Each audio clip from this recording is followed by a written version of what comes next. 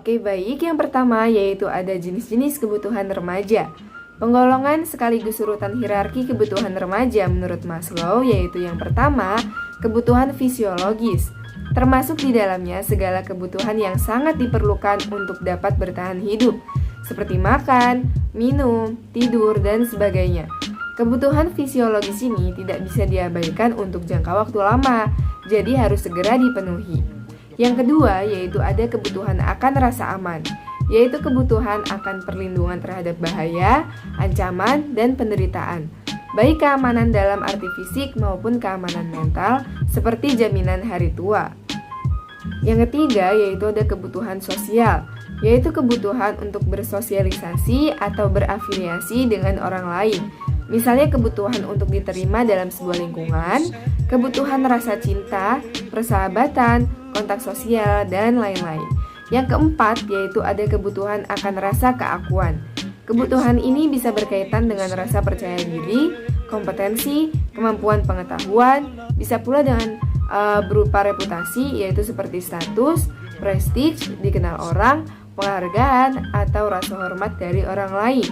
Nah, yang terakhir ada kebutuhan aktualisasi diri, yaitu untuk merealisis potensi diri dan untuk mengembangkan diri secara berkelanjutan, serta untuk menjadi dirinya sendiri. Adapun beberapa masalah-masalah yang dihadapi remaja sehubungan dengan kebutuhan-kebutuhan ini. Yang pertama yaitu mengubah sikap dan perilaku kekanak-kanakannya menjadi lebih dewasa. Tidak semuanya mudah dicapai dengan baik oleh remaja, laki-laki maupun perempuan.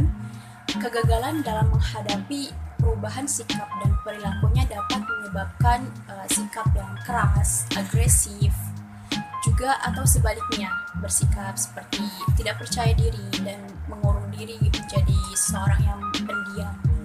Yang kedua yaitu kesulitan untuk menerima perubahan-perubahan fisik dirinya, dan itu hanya sedikit remaja yang merasa puas dengan tubuhnya dan merasa itu serasi buat tubuhnya. Dan ketidaksetaraan proporsi tubuh tersebut sering menimbulkan masalah yang seperti mereka kebingungan untuk menemukan jati diri style pakaian mereka, dan juga berperilaku atau menimbulkan gerakan yang kelihatannya wagu atau tidak pantas. Dan yang ketiga, perkembangan fungsi seks yang dapat menimbulkan kebingungan untuk memahaminya, remaja untuk memahaminya.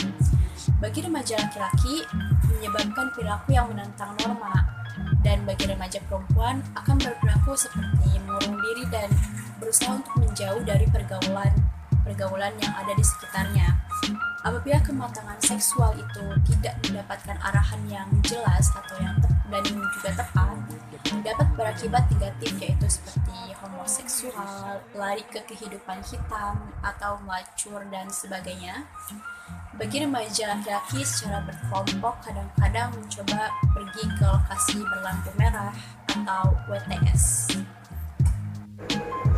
Selanjutnya, poin yang keempat, dalam memasuki kehidupan bermasyarakat, remaja yang terlalu menambahkan kemandirian dalam arti menilai dirinya cukup mampu untuk mengatasi problem kehidupan, kebanyakan akan menghadapi berbagai masalah, terutama masalah penyesuaian emosional seperti perilaku yang overacting dan semacamnya.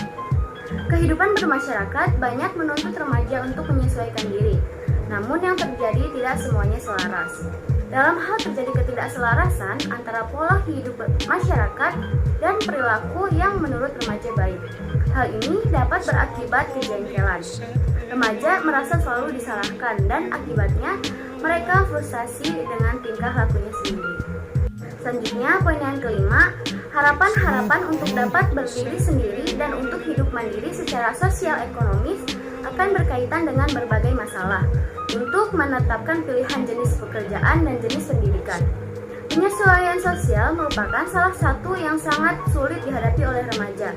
Mereka bukan saja harus menghadapi satu arah kehidupan, yaitu keragaman norma adalah kehidupan bersama dalam masyarakat, tetapi juga norma baru dalam kehidupan sebaya remaja dan kuatnya pengaruh kelompok sebaya.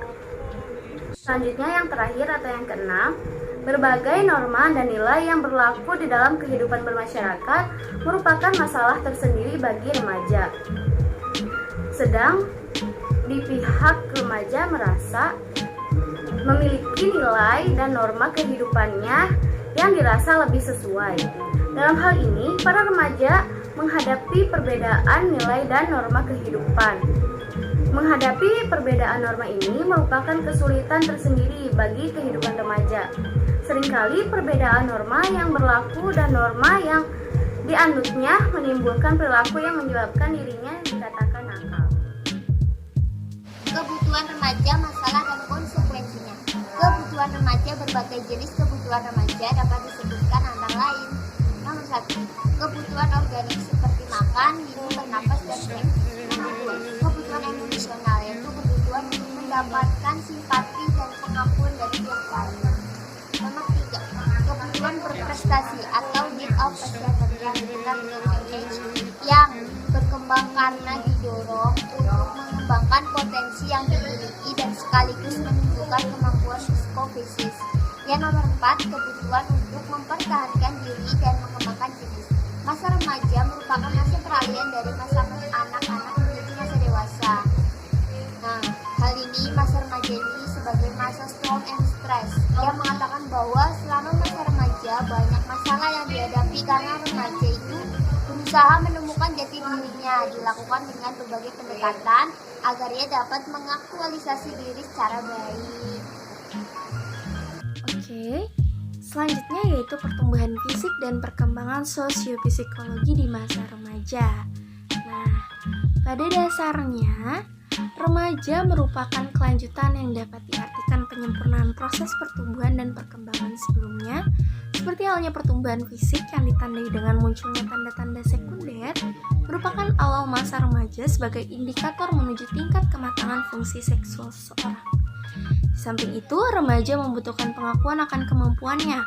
Mereka butuh kemampuan bahwa mereka telah bisa melaksanakan tugasnya sendiri dan dapat bertanggung jawab.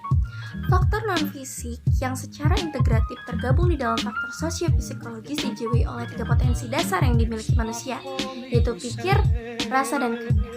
Pendidikan dan hiburan telah menjadi kebutuhan hidup yang mendesak, bahkan telah masuk daftar kebutuhan pokok, bahwa perilaku kehidupan manusia telah menjadi begitu kompleks. Gitu guys. Oke, terima kasih buat kalian yang sudah menonton. Mohon maaf apabila banyak kesalahan dalam pengucapan kata. Thanks for watching. See you to next video guys. Bye.